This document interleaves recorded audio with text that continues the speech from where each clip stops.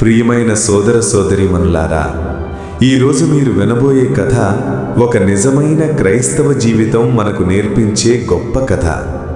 సువార్త చెప్పడానికి వెళ్ళినందుకు ఒక పాస్టర్ గారిని ఒక గ్రామంలో కొట్టారు, అవమానించారు, గ్రామం నుంచి పంపించారు. కానీ ఆయన కోపం పెట్టుకోలేదు, ప్రతీకారం తీసుకోలేదు. కన్నీళ్లతో దేవునికి ప్రార్థించాడు. ఆ ప్రార్థన తర్వాత ఆ గ్రామంలో జరిగినది ఆ గ్రామం మొత్తాన్ని మార్చేసింది. భారతదేశంలో ఒక చిన్న గ్రామం ఉంది. పచ్చని పొలాలు, చిన్న చిన్న ఇళ్ళు, మట్టి రోడ్లు. ఆ గ్రామంలో ప్రజలు చాలా కష్టపడి పనిచేస్తారు. ఉదయం సూర్యుడు ఉదయించిన వెంటనే రైతులు పొలాలకు వెళ్తారు. పిల్లలు రోడ్డు మీద ఆడుకుంటారు. మహిళలు నీళ్లు తీసుకురావడానికి బావి దగ్గరికి వెళ్తారు.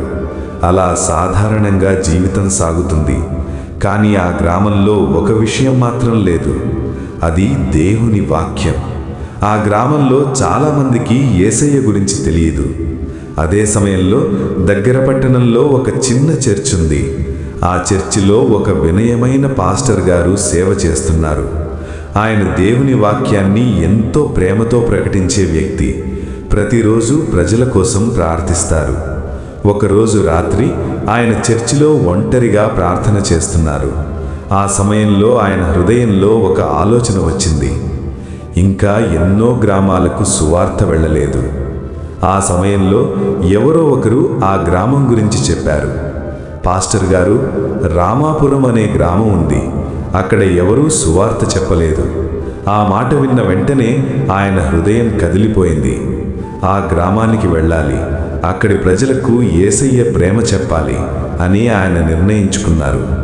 మరుసటి రోజు ఉదయం ఆయన బైబిల్ తీసుకున్నారు. చిన్న సంచి తీసుకుని ఆ గ్రామం వైపు నడవడం ప్రారంభించారు. రోడ్డు పక్కన పచ్చని పొలాలున్నాయి. పక్షులు ఆకాశంలో ఎగురుతున్నాయి. ఆయన నడుస్తూ దేవునితో ఇలా మాట్లాడుతున్నారు. ప్రభువు, ఈ గ్రామంలోని ప్రజలు నీ ప్రేమ తెలుసుకోవాలి. కొంత సమయం తర్వాత ఆయన ఆ గ్రామానికి చేరుకున్నారు. గ్రామంలోని ప్రజలు ఆయనను ఆశ్చర్యంగా చూస్తున్నారు. ఎవరో ఒకరు దగ్గరకు వచ్చి అడిగారు, మీరెవరు? పాస్టర్ గారు చిరునవ్వుతో చెప్పారు, నేను దేవుని ప్రేమ గురించి చెప్పడానికి వచ్చాను. కొంతమంది ఆసక్తిగా విన్నారు, కానీ కొంతమంది కోపంగా మారారు. ఒక వ్యక్తి గట్టిగా అరవడం ప్రారంభించాడు. ఈ గ్రామానికి ఎందుకు వచ్చావు? మరొకరు చెప్పారు, మాకు నీ సువార్త అవసరం లేదు. పాస్టర్ గారు ప్రశాంతంగా మాట్లాడారు, నేను మీకు మంచి వార్త చెప్పడానికి వచ్చాను. దేవుడు మిమ్మల్ని చాలా ప్రేమిస్తున్నాడు. కానీ ఆ మాటలు వాళ్ళ కోపాన్ని మరింత పెంచాయి. కొంతమంది గ్రామస్తులు పాస్టర్ గారిని తోసేశారు. ఆయన చేతిలో ఉన్న బైబిల్ నేల మీద పడిపోయింది. కొంతమంది ఆయనను కొట్టారు. ఇంకా మా గ్రామానికి వస్తావా అని వాళ్ళు ఎగతాళి చేశారు. పాస్టర్ గారు నేలపై పడిపోయారు. చివరికి వారు ఆయనను గ్రామం నుంచి పంపించారు. పాస్టర్ గారు నెమ్మదిగా లేచారు, బైబిల్ తీసుకున్నారు. గ్రామం బయట ఒక పెద్ద చెట్టుంది. ఆ చెట్టు కింద కూర్చున్నారు. ఆయన కళ్ళలో కన్నీళ్లు ఉన్నాయి.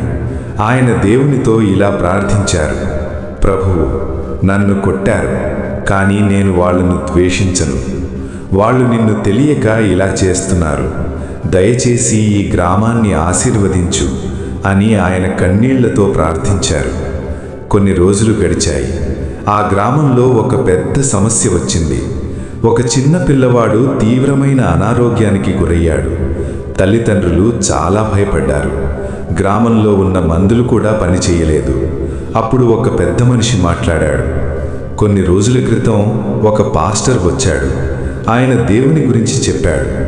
ఆ మాట విన్న వెంటనే అందరూ నిశ్శబ్దంగయ్యారు. వాళ్లకు సిగ్గు వేసింది. మనం ఆయనను కొట్టాం అని ఒకరు నెమ్మదిగా చెప్పారు.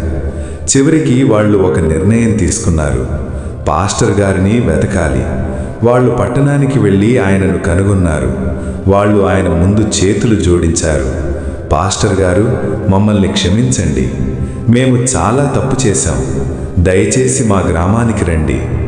పాస్టర్ గారు చిరునవ్వుతో చెప్పారు, నేను మీపై కోపంగా లేను.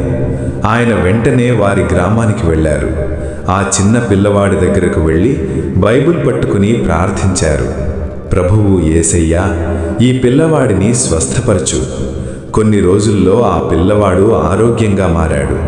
ఆ అద్భుతం చూసిన తర్వాత గ్రామస్తులు ఆశ్చర్యపోయారు. వాళ్ళు పాస్టర్ గారిని చూసి చెప్పారు, మాకు దేవుని గురించి చెప్పండి. ఆ రోజు నుంచి ఆ గ్రామంలో మార్పు వచ్చింది. ప్రజలు ప్రార్థన చేయడం ప్రారంభించారు. దేవుని ప్రేమ తెలుసుకున్నారు.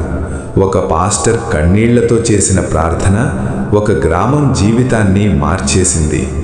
ప్రియమైన సోదర సోదరీమణులారా, మనకు ఎవరు కష్టమిచ్చినా మనం ద్వేషంతో కాకుండా ప్రార్థనతో స్పందిస్తే దేవుడు అద్భుతాలు చేస్తాడు.